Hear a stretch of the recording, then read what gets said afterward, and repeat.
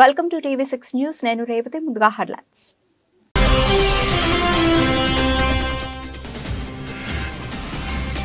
పన్ను హత్యకు అమెరికాలో కుట్ర, మౌనం వీడిన ప్రధాని మోదీ.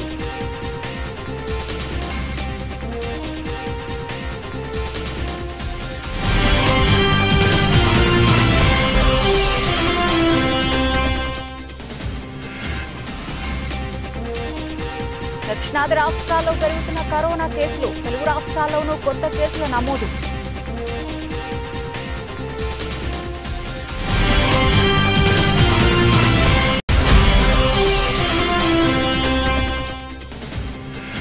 రాష్ట్రంలో విద్యుత్ రంగం పరిస్థితి ఆందోళనకరంగా ఉందన్న తెలంగాణ డిప్యూటీ సీఎం. శ్వేతపత్రం విడుదల చేసిన భట్టి విక్రమార్క.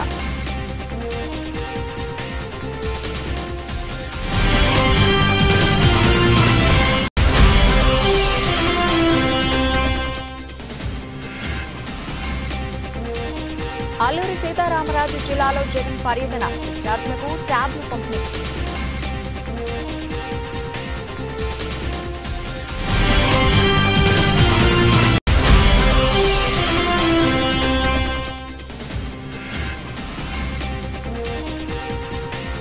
సింగరేణి ఎన్నికలకు హైకోర్టు గ్రీన్ సిగ్నల్, ప్రభుత్వ పిటిషన్ను రిజెక్ట్ చేసిన ధర్మాసనం.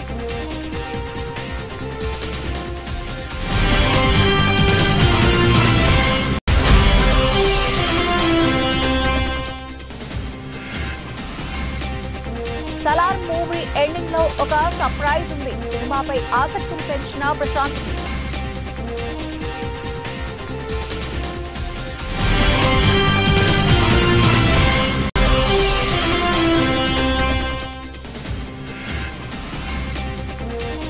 టాప్ ప్లేస్ కోల్పోయిన శుభ్మన్ గిల్, వరుస ర్యాంకులో కోహ్లీ, రోహిత్.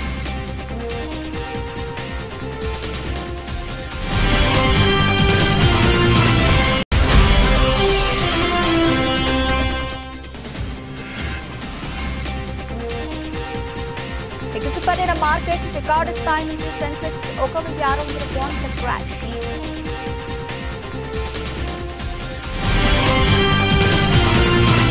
రైట్గా డీటెయిల్స్ చూస్తే, అమెరికాలో ఉన్న ఖలిస్తానీ ఉగ్రవాది గుర్పర్వంత్ సింగ్ పన్నును హత్య చేసేందుకు భారతీయుడు కుట్ర పన్నినట్లు ఆరోపణలు ఉన్న విషయం తెలిసిందే. ఈ అంశాన్ని పరిశీలించినట్లు ప్రధాని మోదీ తెలిపారు. కొన్ని ఘటనలు అమెరికా భారత్ మధ్య బంధాన్ని బలహీనపరచలేవన్నారు. పన్నును హత్య చేసేందుకు నిఖిల్ గుప్తాను కిరాయి తీసుకున్నట్లు అమెరికా ప్రాసిక్యూటర్లు ప్రకటించిన తర్వాత తొలిసారి ప్రధాని మోదీ ఆ అంశంపై పదవి విప్పారు.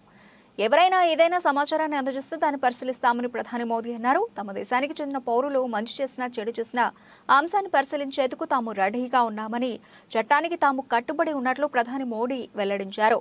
బ్రిటిష్ పత్రిక ఫైనాన్షియల్ టైమ్స్ కు ఇచ్చిన ఇంటర్వ్యూలో ఆయన ఈ విషయాన్ని తెలిపారు. ఈ సంఘటనను ఆధారంగా చేసుకుని రెండు దేశాల మధ్య ద్వైపాక్షిక సంబంధాలను దెబ్బతీయాలనుకోవడం సరికాదు అన్నారు. భారత్ కు చెందిన ఓ అధికారి 52 ఏళ్ల నిఖిల్ గుప్తాతో పన్ను హత్యకు ప్లాన్ వేసినట్లు అమెరికా అధికారులు ఆరోపించారు. పన్ను హత్యకు ప్లాన్ చేస్తే అప్పుడు ఇండియాలో నిఖిల్ పై ఉన్న కేసుల్ని ఎత్తివేసేందుకు ఒప్పందం జరిగినట్లు తెలుస్తోంది. పన్ను హత్య కోసం అమెరికాలో నిఖిల్ ఓ గుండాను కిరాయి తీసుకున్నాడు. అయితే ఆ వ్యక్తి అమెరికా అండర్ కవర్ ఏజెంట్ అని తేలింది. ఒకవేళ పన్ను హత్యకు కుట్ర చేసినట్టు ఆరోపణలు రుజువైతే అప్పుడు ఆ వ్యక్తికి 20 ఏళ్ల జైలు శిక్ష పడే అవకాశాలు ఉన్నాయి. దేశంలో ప్రస్తుతం 2669 యాక్టివ్ కేసులు ఉండగా వాటిలో కేరళ, కర్ణాటక, తమిళనాడు, పుదుచ్చేరి, మహారాష్ట్రలో ఎక్కువగా ఉన్నాయి. తెలంగాణలో 5 కొత్త కోవిడ్ కేసులు నమోదయ్యాయి. అలాగే ఆంధ్రప్రదేశ్లో 1 కోవిడ్ కేసు, తమిళనాడులో 12, కర్ణాటకలో 13 కొత్త కేసులు నమోదయ్యాయి. ప్రస్తుతం తెలంగాణలో 14 యాక్టివ్ కేసులు ఉండగా ఏపీలో 1 యాక్టివ్ కేసు ఉంది. JN.1 కొత్త వేరియంట్ నేపథ్యంలో కేంద్రం రాష్ట్రాలను అప్రమత్తం చేసింది. కేసులు నమోదవుతున్న రాష్ట్రాలతో పాటు కేసులు లేని రాష్ట్రాలు కూడా అప్రమత్తంగా ఉండాలని సూచించింది. ఇక కేరళ విషయానికి వస్తే, దేశంలో కేరళ రాష్ట్రంలోనే మహమ్మారి ప్రతాపం కనిపిస్తోంది. కోవిడ్తో కేరళలో 3 చనిపోయారు. కోవిడ్-19 కొత్త వేరియంట్ JN.1 వ్యాప్తి పెరుగుతూ ఉండడం ప్రజలను ఆందోళనకు గురిచేస్తోంది. పలు రాష్ట్రాల్లో రోజురోజుకు కేసుల సంఖ్య పెరుగుతోంది. దీంతో JN.1 వేరియంట్ పై కేంద్ర ప్రభుత్వం అప్రమత్తమైంది. ఇప్పటికే పలు రాష్ట్రాలను అప్రమత్తం చేసింది. అయితే ఈ కోవిడ్-19 కొత్త వేరియంట్ కు సంబంధించి 3 రాష్ట్రాల్లో 21 కేసులు గుర్తించినట్లు బుధవారం కేంద్రం తెలిపింది. అత్యధికంగా గోవాలో 19 కేసులు నమోదు కాగా కేరళ, మహారాష్ట్రలో ఒక్కొక్కటి చొప్పున ఈ కేసులు నమోదైనట్లు వైద్య ఆరోగ్య శాఖ అధికారులు తెలిపారు. కొత్త వేరియంట్ కేసులు పెరగకుండా పరీక్ష కేంద్రాలు పెంచాలని, నిఘా వ్యవస్థలను బలోపేతం చేయాలని రాష్ట్రాలకు కేంద్రం ఇప్పటికే సూచించింది. అసెంబ్లీలో డిప్యూటీ సీఎం భట్టి విక్రమార్క తెలంగాణ రాష్ట్ర విద్యుత్ రంగంపై శ్వేతపత్రం విడుదల చేశారు. నిన్న ఆర్థిక పరిస్థితిపై దద్దరిల్లిన సభ ఈరోజు విద్యుత్ రంగంపై చర్చ చేపట్టింది. దీంట్లో భాగంగా డిప్యూటీ సీఎం భట్టి విక్రమార్క రాష్ట్ర విద్యుత్ రంగంపై శ్వేతపత్రం ప్రవేశపెట్టారు. ఈ సందర్భంగా ఆయన మాట్లాడుతూ రాష్ట్ర ఆర్థిక పురోగతిలోనూ రాష్ట్ర అభివృద్ధిలో విద్యుత్ రంగం కీలక పాత్ర పోషిస్తుందని అన్నారు. పరిశ్రమల అభివృద్ధికి, వ్యవసాయ రంగ పురోగతికి, సేవా రంగం అభివృద్ధికి నమ్మకమైన విద్యుత్ సరఫరాయే వెన్నెముక అని అన్నారు. వైద్య రంగంలోని అత్యవసర సేవలకైనా, రవాణా, సమాచార రంగాల మనుగడకైనా నాణ్యమైన విద్యుత్ సరఫరా చాలా ముఖ్యమని అన్నారు. రాష్ట్రంలోని ప్రజల నాణ్యమైన జీవన శైలిని సూచించేది కూడా విద్యుత్తే. మొత్తంగా చూస్తే ఆర్థిక పరంగా, నిర్వహణ పరంగా విద్యుత్ రంగం పరిపుష్టంగా ఉండడం రాష్ట్ర మనుగడకు చాలా అవసరమన్నారు.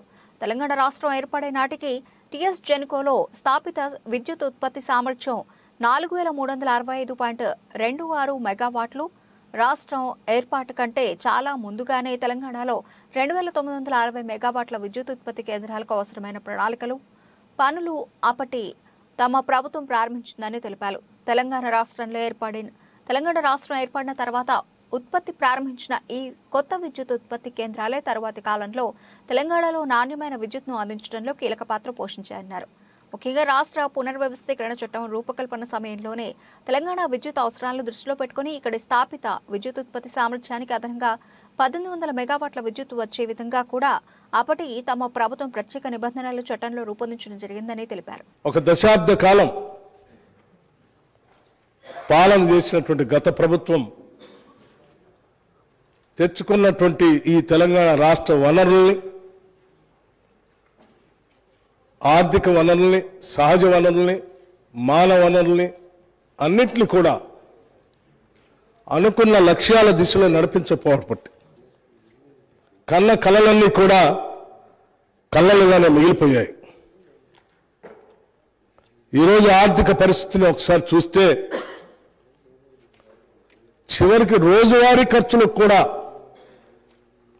వేస్ అండ్ మీన్స్ ద్వారానో, ఓడి ద్వారానో డబ్బులు తెచ్చుకొని పాలన చేసుకోవాల్సినటువంటి దుస్థితిలో ఈరోజు ఈ రాష్ట్ర పరిస్థితి ఉంది. ఇటువంటి దుస్థితి రావటం నిజంగా తెలంగాణ ప్రజల యొక్క ఆవేదనని, బాధని దురదృష్టంగా నేను భావిస్తా ఉన్నాను. అందుకే ఈ దశాబ్ద కాలంలో జరిగినటువంటి ఆర్థిక అరాచకత్వాన్ని, జరిగినటువంటి తప్పిదాల్ని రాష్ట్ర ప్రజలందరికీ తెలియపరచవలసినటువంటి బాధ్యత, అవసరం. ఈ తెలంగాణ ప్రజల కలలు, ఆశలు, కోరికలు తీర్చాలన్నటువంటి ఆలోచనతో, లక్ష్యంతో తెలంగాణ ఇచ్చినటువంటి కాంగ్రెస్ పార్టీగా మా అందరి ముందు ఉన్నటువంటి బాధ్యతగా మేము భావిస్తా ఉన్నాం. ఏపీ సీఎం జగన్మోహన్ రెడ్డి ఇవాళ అల్లూరి సీతారామరాజు జిల్లా చింతపల్లిలో పర్యటించనున్నారు. ఈ సందర్భంగా బైజూస్ ప్రీలోడెడ్ కంటెంట్తో కూడిన ట్యాబ్లను ఉచితంగా పంపిణీని జగన్ లాంఛనంగా ప్రారంభించారు. సీఎం జగన్ ఉదయం 10:30 హెలికాప్టర్లో చౌడుపల్లిలోని హెలిప్యాడ్కు చేరుకుంటారు. అక్కడి నుంచి రోడ్డు మార్గంలో చింతపల్లి వెళతారు. ముందుగా అదే ప్రాంతంలోని గిరిజన సంక్షేమ బాలుర ఆశ్రమ పాఠశాలను సందర్శిస్తారు. విద్యార్థులతో ముచ్చటిస్తారు. అనంతరం 8వ తరగతి విద్యార్థులకు ట్యాబ్లు పంపిణీ చేస్తారు. అక్కడి నుంచి డిగ్రీ కళాశాల మైదానంలోని సభకు సీఎం వెళతారు. సభ ముగిసిన అనంతరం తిరిగి చౌడుపల్లి హెలిప్యాడ్కు చేరుకుంటారు. అక్కడ కొద్దిసేపు వైసీపీ నేతలతో మాట్లాడతారు. అనంతరం హెలికాప్టర్లో విశాఖ బయలుదేరి వెళతారు. రాష్ట్ర వ్యాప్తంగా ప్రభుత్వ పాఠశాలలో, ఎయిడెడ్ పాఠశాలలో 8వ తరగతి చదువుతున్న 4,34,185 మంది విద్యార్థులకు 620 కోట్ల రూపాయల వ్యయంతో బైజూస్ ప్రీలోడెడ్ కంటెంట్తో కూడిన ట్యాబ్లు ఏపీ ప్రభుత్వం ఉచితంగా పంపిణీ చేయనుంది. వీటి పంపిణీ కార్యక్రమాన్ని గురువారం చింతపల్లిలో సీఎం జగన్మోహన్ రెడ్డి లాంఛనంగా ప్రారంభిస్తారు. దీంతో రాష్ట్ర వ్యాప్తంగా 33,000 మంది విద్యార్థులకు లబ్ధి చేకూరనుంది. దాదాపు 17,500 రూపాయలకు పైగా మార్కెట్ విలువ గల ట్యాబ్, దాదాపు 15,500 రూపాయలు విలువ గల బైజూస్ కంటెంట్తో కలిపి ప్రతి 8వ తరగతి విద్యార్థికి అందించనున్నారు. ప్రస్తుతం అందిస్తున్న 4,34,185 ట్యాబ్లతో కలిపి ఇప్పటి వరకు 8వ తరగతి చదువుతున్న విద్యార్థులకు బోధిస్తున్న ఉపాధ్యాయులకు 1,305.74 కోట్ల రూపాయల వ్యయంతో 9,52,925 ట్యాబ్లు అందజేయనున్నట్లవుతుంది. మనసులో పెట్టుకొని ఆ పిల్లలను ఇంకా గొప్పగా చూసుకునే దానికోసం, గొప్పగా భావి ప్రపంచంలో మన పిల్లలు నిలబడాలి అని చెప్పి ఆరాటంతో పిల్లల కోసం తీసుకొస్తా ఉన్న మరో గొప్ప మార్పు రాబోయే రోజుల్లో ఐబీ సిలబస్. గవర్నమెంట్ స్కూళ్ళలో చదువుతా ఉన్న మన పిల్లలు నేరుగా విదేశీ విద్యా సంస్థల్లో సైతం ప్రవేశం పొందడంతో పాటు ప్రపంచంలో ఎక్కడైనా కూడా సులభంగా వారికి ఉద్యోగ అవకాశాలు కూడా వచ్చేలా సాధించేలా పిల్లల కోసం ఐబీ సిలబస్ ఎంతో తోడ్పడుతుంది. దీనికోసం ఇవాళ రాష్ట్ర ప్రభుత్వం ఐబీతోనూ స్టేట్ గవర్నమెంట్ ఈ రెండు కలిసి కూడా ఈరోజు పనిచేస్తా ఉన్నాయని కూడా చెప్పడానికి సంతోషపడతా ఉన్నా. రాబోయే రోజుల్లో ఇద్దరు IB syllabus, IB and state government రెండు కలిసి కూడా పనిచేస్తూ కరికులంలో మార్పులు తీసుకొస్తూ ఐబీ సర్టిఫికేషన్ తీసుకొచ్చే దిశగా అడుగులు వేగంగా పడతా ఉన్నాయని కూడా తెలియజేస్తా ఉన్నా. ఈరోజు మన గవర్నమెంట్ బడిలో పిల్లల ట్యాబుల మీద కానివ్వండి ఆలోచన చేయమని అడుగుతా ఉన్నా. ఈరోజు మన బడులన్నీ ఎలా ఉన్నాయి, గతంలో మన బడులన్నీ ఎలా ఉన్నాయి, ఈ 55 నెలల మీ బిడ్డ పరిపాలనలో మీ బిడ్డ అధికారంలోకి వచ్చిన తర్వాత మన బడులు ఎలా ఉన్నాయి అనేది ఒక్కసారి ఆలోచన చేయమని కోరుతా ఉన్నా. ఈరోజు మన గవర్నమెంట్ బడిలో పిల్లలకి ఇచ్చే ట్యాబులు కానివ్వండి, నాడు నేడుతో వారి బడుల బాగు మీద పెట్టే మనసు కానివ్వండి, పిల్లలకిచ్చే సింగరేణి ఎన్నికలకు తెలంగాణ హైకోర్టు గ్రీన్ సిగ్నల్ ఇచ్చింది. రాష్ట్ర ప్రభుత్వం దాఖలు చేసిన పిటిషన్ రిజెక్ట్ చేసింది. డిసెంబర్ 27న యథావిధిగా సింగరేణి ఎన్నికలు జరగనున్నాయి. సింగరేణి ఎన్నికలను వాయిదా వేయాలని ప్రభుత్వం కోరింది. కొత్త ప్రభుత్వం ఏర్పాటైన కారణంగా ఎన్నికలను డిసెంబర్ 27కు బదులు వచ్చే ఏడాది మార్చిలో నిర్వహించాలని ప్రభుత్వం కోరింది. ఇప్పటికే ఎన్నికలకు అన్ని ఏర్పాట్లు పూర్తి చేశామని డిప్యూటీ సోలిసిటర్ జనరల్ అన్నారు. గత ప్రభుత్వ హయాంలో పలుమార్లు వాయిదా కోరారు. ఇక మళ్లీ ఎన్నికలకు వాయిదా వేయలేమని హైకోర్టు తేల్చి చెప్పింది. అసెంబ్లీ ఎన్నికల ఫలితాలతో సంబంధం లేకుండా సింగరేణి ఎన్నికలు నిర్వహిస్తామని గతంలో అండర్టేకింగ్ ఇచ్చారు కదా అని హైకోర్టు తెలిపింది. సింగరేణి ఎన్నికలు డిసెంబర్ 27నే నిర్వహించాలని హైకోర్టు ఆదేశించింది. ఈ మేరకు రాష్ట్ర ప్రభుత్వం వేసిన ఐఏ పిటిషన్ను హైకోర్టు కొట్టివేసింది. ఆశాను తమకు అనుకూలంగా మార్చుకుని మోసాలకు పాల్పడుతున్న ముఠా ఎట్టకేలకు పోలీసులకు చిక్కింది. గుప్త నిధుల పేరుతో వ్యాపారిని బురిడి కొట్టించిన ముఠాను కొత్తగూడెం పోలీసులు అరెస్ట్ చేశారు. 50 లక్షల రూపాయలను రికవరీ చేశారు. 6గురిని అరెస్ట్ కాగా మరో 5గురు పరారీలో ఉన్నారు. కొత్తగూడెం డీఎస్పీ రహమాన్ మీడియాకు వివరాలు వెల్లడించారు. సూర్యాపేటకు చెందిన మేకల వ్యాపారులు బుచ్చయ్య, కిరణ్, లింగయ్యలు మేకలు కొనుగోలు చేస్తూ సంతల్లో విక్రయం చేస్తూ వ్యాపారం సాగిస్తున్నారు. తిరువూరుకు చెందిన మానికల కృష్ణ గ్యాంగ్ ఆ ముగ్గురిని సంప్రదించి మేకల గుంపు విక్రయం పేరుతో భద్రాద్రి కొత్తగూడెం జిల్లా పాల్వంచుకు రప్పించి 50 లక్షలకు 2 కోట్ల గుప్త నిధుల పేరుతో మభ్యపెట్టడంతో మేకల వ్యాపారులు మాయలో చిక్కారు. చివరికి 40 లక్షల రూపాయలు తీసుకున్న ముఠా నకిలీ 2 కోట్ల బ్యాగును అప్పగించి ఉడాయించడంతో తేరుకున్న వ్యాపారులు మోసపోయినట్లు గ్రహించి కొత్తగూడెం పోలీసులను ఆశ్రయించారు. విచారణ చేపట్టిన లక్ష్మీదేవిపల్లి పోలీసులు అనిసటిపల్లి వద్ద 6గురు నిందితులను అరెస్ట్ చేశారు. నిందితుల వద్ద 30.46 లక్షల రూపాయలు రికవరీ చేసి కారును సీజ్ చేశారు. ఇలాంటి గుప్త నిధుల మాటలను నమ్మి మోసపోవద్దని కొత్తగూడెం డీఎస్పీ రహమాన్ పేర్కొన్నారు. వీళ్ళకి ఇది ఇస్తారు, వీళ్ళు బయటకు వచ్చేస్తే దాంట్లో మొత్తం ఈ తెల్ల కాగితాలు బండిస్తే ఉంటాయి. ఇలా మోదీబా అని చెప్పేసి ఇవన్నీ తీసుకొని పోలీస్ స్టేషన్కి వచ్చి కేసు ఇస్తారు. దీని మీద మన లక్ష్మీదేవిపల్లి సంతోష్ మరియు రాజమౌళి ప్రొఫెసర్ రాజమౌళి, తర్వాత వెంకటేష్ దశయ్య గారు, సిఐ గారు స్పెషల్ టీం ఫామ్ చేసుకుని వీళ్ళకు సెట్ చేయడం స్టార్ట్ చేశారు. ఎక్కడ దొరుకుతారు ఇలాంటి ఈ క్రమంలో వీళ్ళు ఈరోజు 9 గంటల టైంలో కారులో వస్తూ దొరికినారు. ఎందుకు వస్తున్నారు? ఈ డబ్బులన్నీ తీసుకొని పోయారు. డబ్బులన్నీ తీసుకొని పోయి పంచుకున్నారు. తలాకొని 11 మంది తలాకొని పంచుకున్నారు. పంచుకొని ఇక వాళ్ళు విజయవాడ, విశాఖపట్నం, అరకు ఇలాంటి మొత్తం ఎంజాయ్, డబ్బులు కష్టపడి వచ్చినాయి కాదు కదా, ఎంజాయ్ చేసుకుంటూ ఆర్టిస్ట్ అంతా చేసుకొని మళ్ళీ ఫోన్లు వస్తే వీళ్ళకి వీళ్ళు ఆటకు వచ్చారు కదా మన ఏరియాలో అంచెట్టిపల్లి క్రాస్ రోడ్గా వెహికల్ చెకింగ్లో వీళ్ళు దొరుకుతారు. వీళ్ళ దగ్గర ఈ డబ్బులు అసోసియేషన్ వెరిఫై చేస్తే ఈ విధంగా అని చెప్పి చెప్తారు. దీని మీద ఒక్కొక్కటి కొంత ఖర్చు చేసుకున్నారు. మొత్తం దాదాపు మనకు ఇప్పుడు 6 దొరికారు. 6లో మనకి 30,46,000 రూపాయలు క్యాష్ దొరికింది మనకి. మిగతా ఒక 5 దొరకాల్సి ఉంది. వాళ్ళు కూడా కొంత డబ్బులు తీసుకున్నారు, పంచుకున్నారు. వాళ్ళని కూడా వెరిఫై చేసి వాళ్ళని మోటివేట్ చేసి మిగతా వాళ్ళని అరెస్ట్ చేస్తాం. ఇప్పుడు ఈ కోర్టు దొరికిన డబ్బు మొత్తం కూడా కోర్టులో డిపాజిట్ చేసేసి నేరస్తుని కోర్టులో హాజరుపరుస్తాం. భారత ఎన్నికల సంఘం జిల్లా కలెక్టర్ ఆదేశాల మేరకు కాకినాడ రూరల్ నియోజకవర్గం పరిధిలో ఎలక్ట్రల్ రిజిస్ట్రేషన్ అధికారి కాకినాడ ఆర్డీఓ ఇట్ల కిషోర్ ఆధ్వర్యంలో ఓటర్ల అవగాహన కార్యక్రమాలు నిర్వహించారు. ఇందులో భాగంగా తిమ్మాపురం నుండి ఏపీఎస్పీ వరకు భారీ బైక్ ర్యాలీ నిర్వహించారు. ఈ ర్యాలీలో యోజన సంఘాలు, ఉద్యోగులు, కళాశాల విద్యార్థులు ఓటరు చైతన్య నినాదాలతో ప్లకార్డులను ప్రదర్శిస్తూ ఉత్సాహంగా పాల్గొన్నారు. ఈ సందర్భంగా ఆర్డీఓ కిషోర్ మాట్లాడుతూ ప్రజాస్వామ్యంలో ఓటు దేశ భవితను, ప్రగతిని నిర్దేశించే బలమైన ఆయుధమని, ప్రతి ఒక్కరూ ఓటు హక్కు ప్రాధాన్యతను గుర్తించి విజ్ఞత బాధ్యతలతో వినియోగించుకోవాలని కోరారు.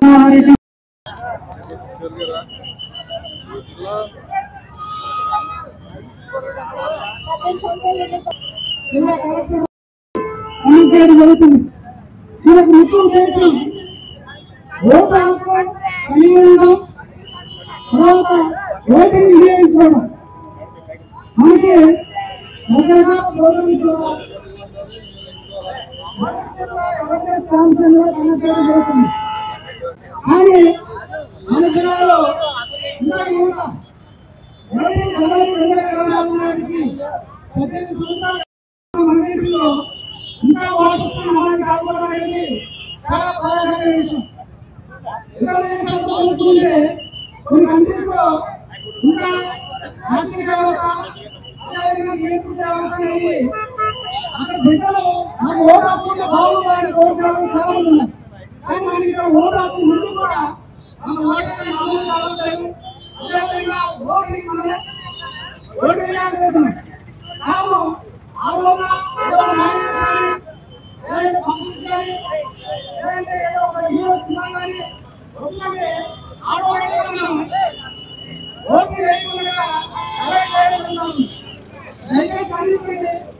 మంత్రాలయం మండల పరిధిలోని దిబ్బనదొడ్డి గ్రామానికి చెందిన బోయ పెద్ద హనుమంతు సెప్టెంబర్ నెలలో అప్పుల బాధతో పురుగుల మందు తాగి ఆత్మహత్య చేసుకున్నాడు. స్థానిక ఎమ్మెల్యే వై బాలనాగిరెడ్డి దృష్టికి తీసుకుని వెళ్లడంతో సీఎం కార్యాలయం వారితో మాట్లాడి ఆత్మహత్య చేసుకున్న రైతు కుటుంబానికి నామినీ శాంతమ్మకు 7 లక్షల రూపాయలు మంజూరు చేయించారు.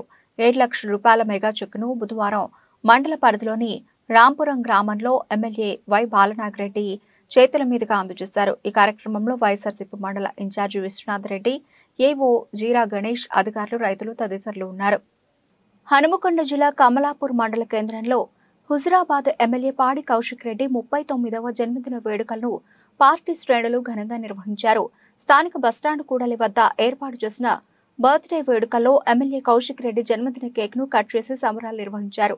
ఈ కార్యక్రమంలో సర్పంచ్ల ఫోరం మండల అధ్యక్షులు పెంట్యాల రవీందర్ రెడ్డి, సర్పంచ్లు లడే గోపాల్, కట్కూరి విజయరెడ్డి, ఎంపీటీసీ భాస్కర్ రావు, పార్టీ నియోజకవర్గ సీనియర్ నాయకులు ఎర్రం ఇంద్రసేనారెడ్డి, తక్కలపల్లి సత్యనారాయణరావు, తడక శ్రీకాంత్ పాల్గొన్నారు. 39వ జన్మదినం సందర్భంగా వారికి జన్మదిన శుభాకాంక్షలు తెలియజేస్తూ కమలాపురం టౌన్లో ఈ కేక్ కట్ చేయడం జరిగింది. హైదరాబాద్ కొత్తగా ఎన్నికైన శాసనసభ్యుడు నుండు నూరేళ్లు వర్ధిల్లాలని, ఒక 30 సంవత్సరాల పాటు ఈ హైదరాబాద్ నియోజకవర్గానికి సేవ చేసే భాగ్యం దేవుడు ప్రసాదించాలని కోరుకుంటున్నాను. అధిరోహించి ఈ హైదరాబాద్ నియోజకవర్గంలో అభివృద్ధి పదంలో దూసుకెళ్లేలా తీసుకుపోవాలని భగవంతుని ప్రార్థిస్తూ కోరుకుంటున్నాను.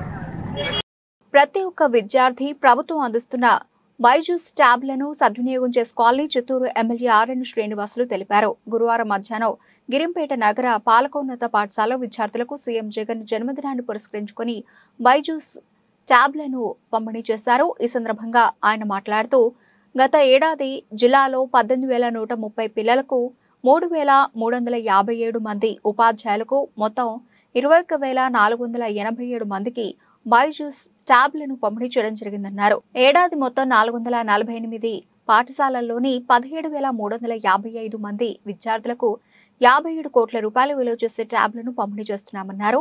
ఇందులో భాగంగా మొదటి విడతలో 5,262 మంది 8వ తరగతి చదువుతున్న విద్యార్థులకు పంపిణీ చేస్తున్నామన్నారు.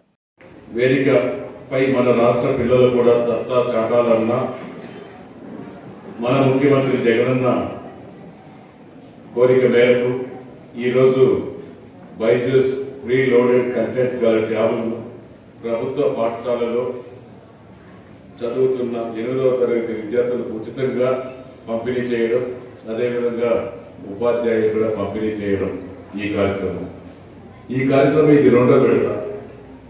మొట్టమొదటి విడతలో మన చిత్తూరు జిల్లాలో కూడా 8వ తరగతి చదివే పిల్లలకు 18,130, ఉపాధ్యాయులకు 3,357, మొత్తం కలిపి 21,487 మన జిల్లా వరకు కూడా ట్యాబ్లు కంటెంట్తో పాటు పంపిణీ చేయడమైనది.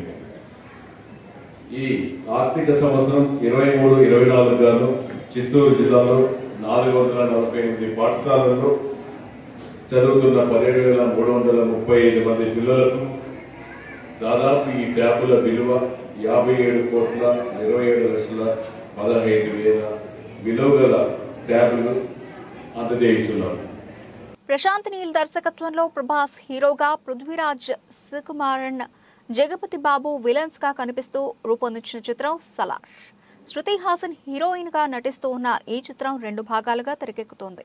పార్ట్ 1 డిసెంబర్ 22న గ్రాండ్ గా రిలీజ్ కాబోతోంది. ఇక ఈ చిత్రం అనౌన్స్ చేసిన దగ్గర నుంచి ఈ మూవీపై ఆడియన్స్ ఎంతో క్యూరియాసిటీతో ఉన్నారు.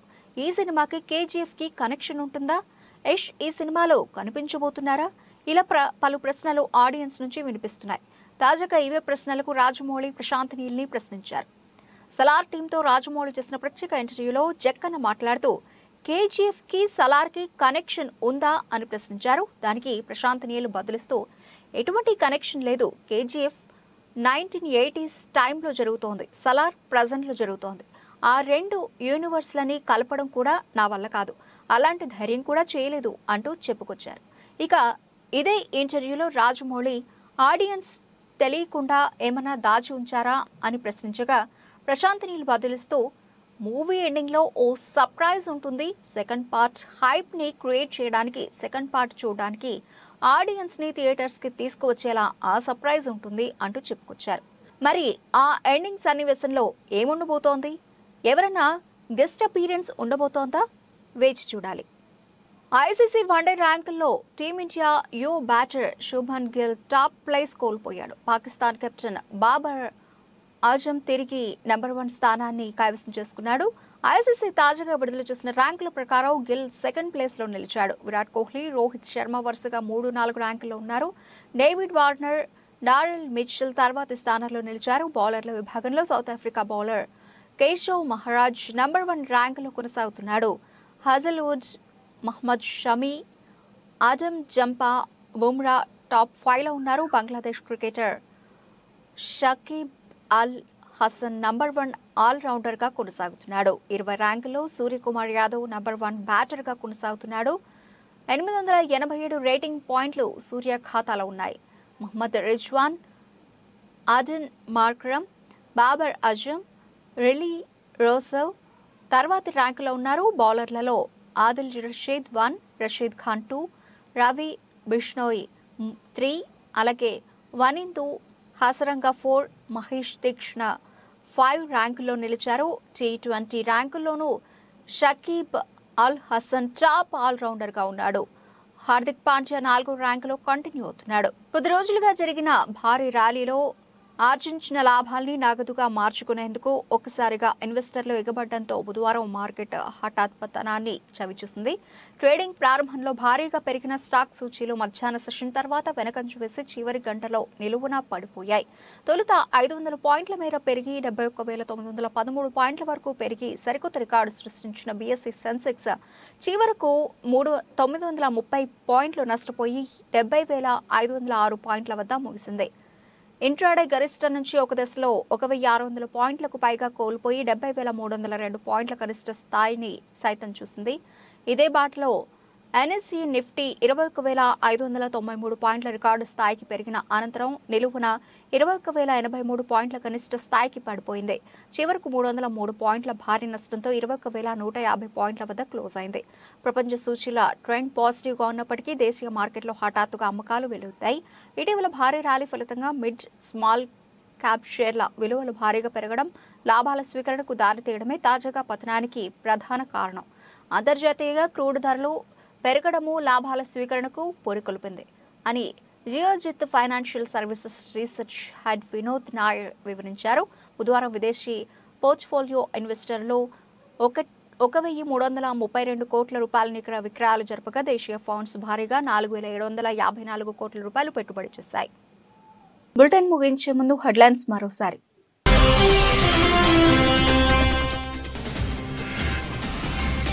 పన్ను హత్యకు అమెరికాలో కుట్ర, మౌనం వీడిన ప్రధాని మోదీ.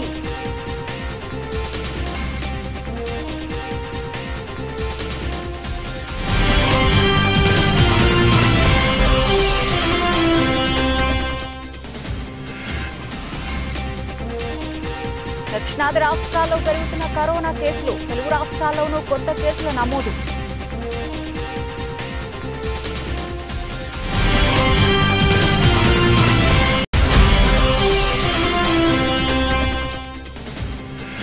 రాష్ట్రంలో విద్యుత్ రంగం పరిస్థితి ఆందోళనకరంగా ఉందన్న తెలంగాణ డిప్యూటీ సీఎం. శ్వేతపత్రం విడుదల చేసిన భట్టి విక్రమార్క.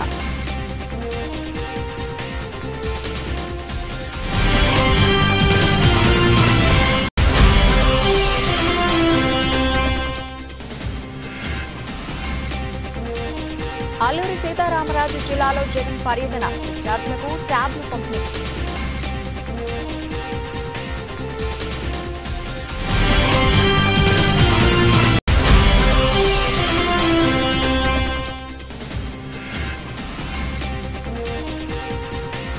సింగరేణి ఎన్నికలకు హైకోర్టు గ్రీన్ సిగ్నల్, ప్రభుత్వ పిటిషన్ను రిజెక్ట్ చేసిన ధర్మాసనం.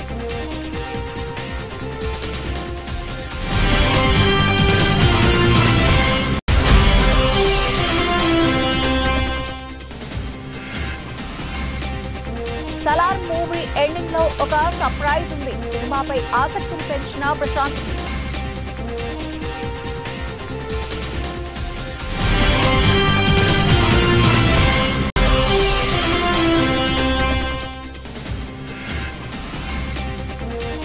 టాప్ ప్లేస్ కోల్పోయిన శుభ్మన్ గిల్, వరుస ర్యాంకుల్లో కోహ్లీ, రోహిత్.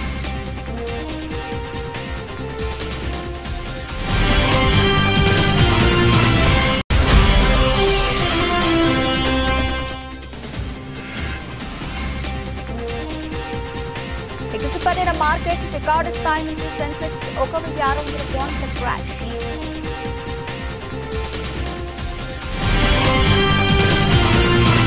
ఇవి ఇప్పటివరకు నబల్చిన అప్డేట్స్. మరిన్ని అప్డేట్స్ తో మళ్ళీ కలుద్దాం. అంతవరకు సెలవు. నమస్తే.